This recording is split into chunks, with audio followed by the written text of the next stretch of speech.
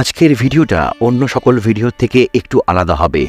অনেকেই মেসেজ করে জানতে চেয়েছিলেন যে শনিদেবের সাড়ে সাতি বা ঢাইয়ার প্রভাব কিভাবে পড়ে বা তার ফলাফল কি হয়। আমি যতটুকু এই সম্পর্কে জ্ঞান অর্জন করেছি সেই জ্ঞানের বেসিসে আমি এই ভিডিওটা করলাম। যদি কোনো ভুল ত্রুটি হয়ে থাকে ক্ষমা করবেন, আর অবশ্যই এই বিষয়ে যারা বিশেষজ্ঞ তাদের সাথে আলোচনা করে নেবেন। আজকে ভিডিওটা শুরু করার আগে একটা কথা বলি আপনাদের মধ্যে যারা অ্যাস্ট্রোলজি বা জ্যোতিষশাস্ত্রে বিশ্বাস করেন না তারা দয়া করে ভিডিওটা দেখবেন না। এই চ্যানেলে আরও অনেক রকম ভিডিও আছে, আপনারা গিয়ে দেখতে পারেন। আজকের ভিডিওতে বলা মতামত ইটস নীল 01-এর নিজস্ব মত নয়, বিভিন্ন সোর্সেস থেকে ইনফরমেশনের ভিত্তিতেই এই প্রতিবেদন। সঠিক ফল পেতে বিশেষজ্ঞের পরামর্শ নিন।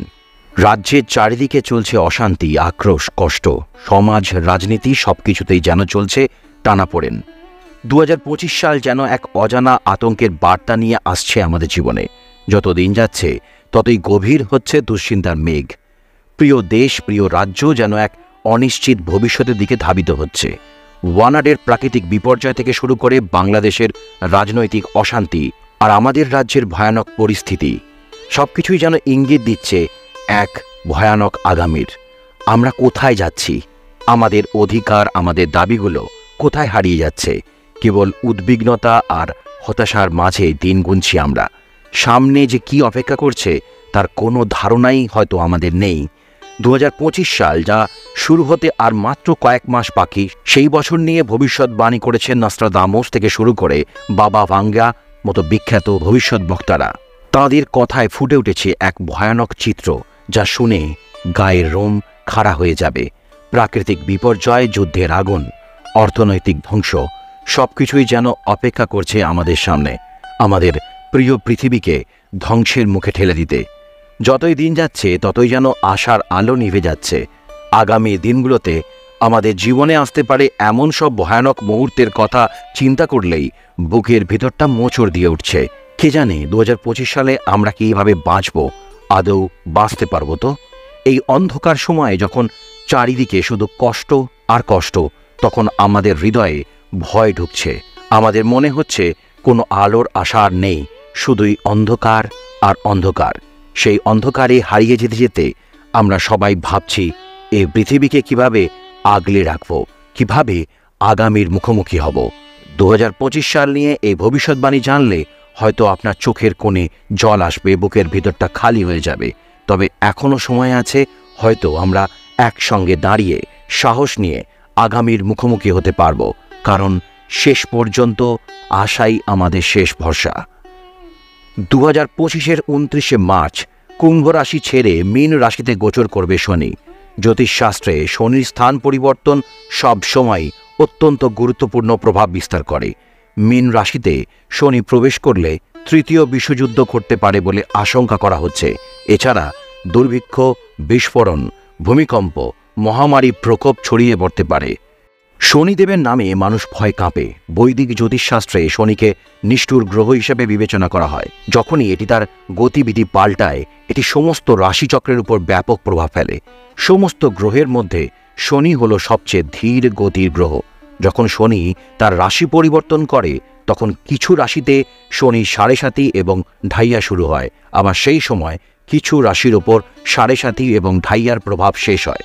শনি একটি রাশিতে প্রায় 2.5 বছর থাকে এবং তারপরে অন্য রাশিতে চলে যায়। আমরা আপনাকে বলি যে শনি বর্তমানে কুম্ভ রাশিতে অবস্থান করছে। পরের বছর অর্থাৎ 2025-এ শনি কুম্ভ রাশি ছেড়ে মীন রাশিতে প্রবেশ করবে। শনি যখন মীন রাশিতে প্রবেশ করবে তখন কিছু রাশির জাতক জাতিকার শনির সাড়ে সাতি ও ঢাইয়া থেকে স্বস্তি পাবেন একই সময়ে। যখন শনি 2025 সালে তার রাশি পরিবর্তন করবে তখন কিছু রাশিতে সাড়ে সাতি শুরু হবে এবং অন্যগুলিতে ঢাইয়া। আসুন জেনে নেওয়া যাক 2025 সালে শনির রাশি পরিবর্তনের ফলে কোন রাশির উপর কী প্রভাব পড়বে। বৈদিক জ্যোতিষশাস্ত্র অনুসারে শনি যখনই তার রাশি পরিবর্তন করে এটি অবশ্যই রাশি চক্রের চিহ্নগুলিকে প্রভাবিত করে। 2025 সালে শনি বৃহস্পতির রাশি মীন রাশিতে প্রবেশ করবে। শনি মীন রাশিতে প্রবেশ করলে মকর রাশির জাতক জাতিকাদের সাড়ে সাতির শেষ পর্ব শেষ হবে। 2025 সালে শনি যখন তার রাশি পরিবর্তন করবে তখন মেষ রাশির জাতক জাতিকাদের জন্য ৭.৫ প্রথম পর্ব শুরু হবে। এছাড়া কুম্ভ ও মীন রাশিতে ৭.৫ প্রভাব থাকবে। এইভাবে 2025 সালে কুম্ভ, মীন, মেষ রাশিতে ৭.৫ হবে। এই 3টি রাশির উপর শনির ৭.৫ প্রভাবের কারণে তাদের জীবনে অন্ধকার ছায়া ঘনিয়ে নেমে আসতে পারে। অনেক চেষ্টা করলেই কাজে সফলতা পাওয়া যাবে, চাকরিতে সুযোগ কম থাকবে, আর্থিক লাভের সীমিত সুযোগ থাকবে। আগামী বছর মীন রাশিতে চলমান ঢাইয়ার অবসান ঘটবে। একই সময় সিংহ ও ধনু রাশির জাতকদের উপর শনির প্রভাব শুরু হবে। এমন পরিস্থিতিতে 2025 সালে এই রাশির জাতকদের সতর্ক থাকতে হবে। 2025 সালে 29শে মার্চ রাত 11:01 শনি কুম্ভ রাশি থেকে বেরিয়ে মীন রাশিতে প্রবেশ করবে। মীন রাশিতে 2025-এর 3রা জুন পর্যন্ত থাকবে শনি। এটা রাশিচক্রের শেষ রাশি, যার অধিপতি বৃহস্পতি। গ্রহদের মধ্যে শনি সবথেকে ধীর গতিতে চলে। একটা রাশিতে 2.5 বছর থাকে। যে রাশিতে থাকে তার একটা রাশি আগে এবং পিছনের দিকের রাশির উপর শনির ৭.৫ প্রভাব থাকে। 2025 সালে কুম্ভ, মীন ও মেষ রাশির উপর শনির ৭.৫ থাকবে। এছাড়া সিংহ ও ধনু রাশির উপর ঢাইয়ার প্রভাব থাকবে।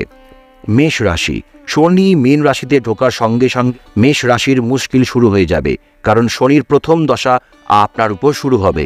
এই অবস্থায় সমস্যা বাড়বে এবং আয় কমে যাবে। চাকরিতে বিবাদ বাড়তে পারে। অর্থের ব্যাপারে সতর্ক থাকুন।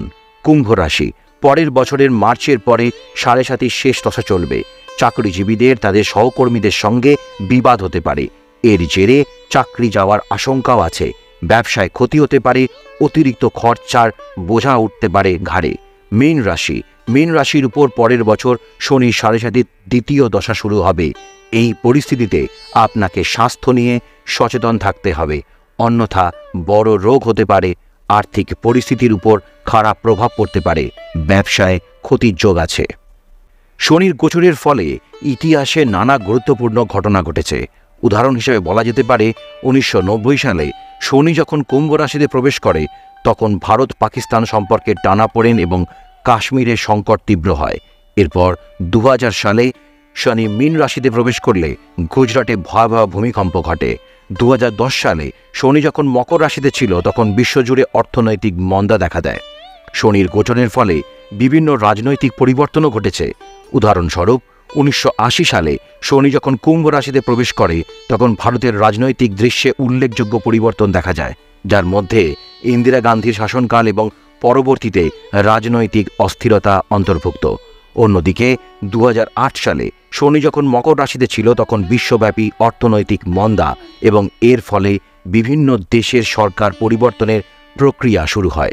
এভাবে শনি স্থান পরিবর্তন, রাজনৈতিক অস্থিরতা ও পরিবর্তনের সূচনা করে, যা ইতিহাসে প্রভাব ফেলে। শনি গোচরের ফলে ইতিহাসের নানা গুরুত্বপূর্ণ ভালো ও খারাপ ঘটনা ঘটেছে। এরকম 10টি ঘটনা। 1990 সালে ভারত পাকিস্তান সম্পর্কে টানাপোড়েন শুরু হয়। 2001 সালে গুজরাটের ভূমিকম্পের কথা বললামই আমি। 2008 সালে অর্থনৈতিক মন্দা।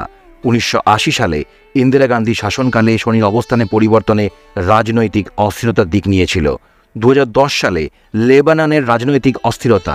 শনির প্রভাবের কারণে দেশটির রাজনৈতিক পরিস্থিতি অস্থির হয়ে উঠেছিল। 1975 সালে জরুরি অবস্থা। ভারতীয় রাজনীতিতে শনির প্রভাবের কারণে জরুরি অবস্থা জারি হয়। 2003 সালে ইরাক যুদ্ধ। শনির অবস্থার পরিবর্তনের কারণে আন্তর্জাতিক রাজনৈতিক অস্থিরতা সৃষ্টি হয়। 1991 সালে সোভিয়েত ইউনিয়নের পতন ঘটে। শনির প্রভাবের ফলে রাজনৈতিক পরিবর্তনও ঘটে। 2004 সালের সুনামি। শনির অবস্থানে পরিবর্তন প্রাকৃতিক বিপর্যয়ের দিক নেয়। আজকে এটুকুই। আবার দেখা হবে পরবর্তী ভিডিওতে। সবাই খুব ভালো থাকবেন, সুস্থ থাকবেন। নমস্কার। আপনি যখন জীবন সংগ্রামে অবনত মাথায় দুঃখের অন্ধকারে ডুবে আছেন, যখন হৃদয় বেদনায় আপনার চারপাশে সবকিছুই যেন শূন্যতায় পরিণত হয়েছে, তখন আকাশের বুক চিরে সেই বজ্রনাদ আকাশবাণী যেন আপনাকে আশার আলো দেখাবে। আপনার মনে হতে পারে এই পৃথিবীতে আপনার জন্য আর কিছুই হয়তো অবশিষ্ট নেই, কিন্তু সেই মুহূর্তেই হয়তো আকাশের কোনো এক কোণে জমা হওয়া মেঘের মধ্য থেকে একটুখানি আলো ফুটে উঠবে। জীবনের এই বিপর্যস্ত সময়ে যখন আপনার হৃদয় কাঁদছে,